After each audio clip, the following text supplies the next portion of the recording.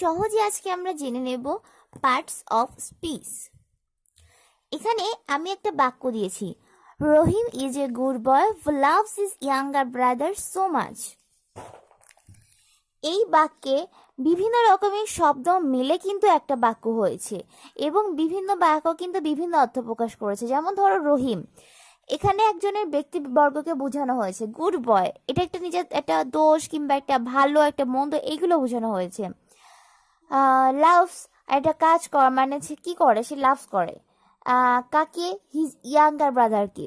So এইগুলো হচ্ছে একটা বাক্যের হচ্ছে বিভিন্ন অংশ। সো আমরা যখন বলতে পারি যে একটা পূর্ণাঙ্গ বাক্যের অংশ হিসেবে কোন শব্দ যে কাজ করে বা অর্থ প্রকাশ করে তার ভিত্তিতে আমরা শব্দকে বিভিন্ন রকম ভাগে ভাগ করতে পারি, এবং এটি হচ্ছে পার্টস অফ স্পিচ। চলো শুরু করা যাক। পার্টস অফ স্পিচ সাধারণত 8 প্রকার হয়ে থাকে: noun, pronoun, adjective, verb, adverb, preposition, conjunction, interjection. Noun সবসময় মনে রাখবে, যে কোনো নাম বুঝালেই সেটা হচ্ছে নাউন হয়। যেমন ধরো এখানে যেটা বুঝিয়েছে রহিম, এরকম রহিম, করিম, এক্সেট্রা। প্রোনাউন নামের পরিবর্তে আমরা যে শব্দগুলো ব্যবহৃত করি, অর্থাৎ নাম রহিমকে সাধারণত আমরা কিন্তু হি দিয়েও প্রকাশ করতে পারি। হি বা রহিম একই ব্যক্তি, আবার হি, সি, দে এইগুলো হচ্ছে প্রোনাউন। অ্যাডজেক্টিভ গুণ বা দোষ প্রকাশক শব্দ। যেমন আমি এখানে বললাম গুড বয়, অর্থাৎ এখানে তার একটা গুণ বোঝানো হয়েছে। এখানে যদি আমি বলতাম ব্যাড বয়, সেটা হতো দোষ। সো গুড, ব্যাড, বিউটিফুল এগুলো হচ্ছে প্রোনাউন, অ্যাডজেক্টিভ। এরপরে আসে ভার্ব। ভার্ব মানেই বোঝো তোমরা কোনো কোনো কাজ করা। যেমন এখানে বসিয়েছে লাভস, মানে সে ভালোবাসে, এটা কিন্তু কাজ। অর্থাৎ ডু, গো, স্লিপ এইগুলো হচ্ছে সবগুলোই ভার্ব, কাজ হলেই ভার্ব। এরপরে থাকি অ্যাডভার্ব। অ্যাডভার্ব হচ্ছে কাজ কিভাবে, কখন, কোথায় সম্পন্ন হয়েছে সেটা জানা যায়, সেটাই হচ্ছে অ্যাডভার্ব।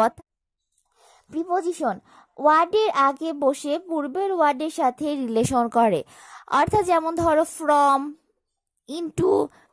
আমরা বলতে পারি যে ফ্রম মর্নিং, তাহলে কিন্তু এটা কিন্তু মর্নিং এর সাথে সম্পর্ক বোঝাচ্ছে, অর্থাৎ ফ্রম মর্নিং, এই ফ্রমটা হচ্ছে প্রিপোজিশন।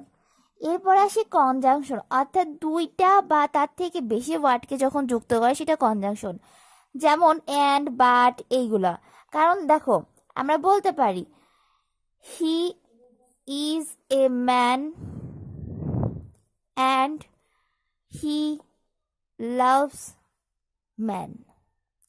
এই যেখানে কিন্তু অ্যান্ড দিয়ে আমরা দুইটা বাক্য, he is a man, he loves man, দুইটা বাক্যকে একসাথে করেছি, এটাই হচ্ছে কনজাংশন। এবং লাস্ট ইন্টারজেকশন, যেটা হচ্ছে আনন্দ, দুঃখ, বেদনা এইগুলো প্রকাশ করে। যেমন অ্যালাস, ফ্রাই, হুশ এইগুলো, যেমন হাই, ছি এগুলো বলতে কিন্তু আমরা হচ্ছে আনন্দ, দুঃখ, বেদনা বুঝি, এবং এইটাই হচ্ছে মেইনলি পার্টস অফ স্পিচ।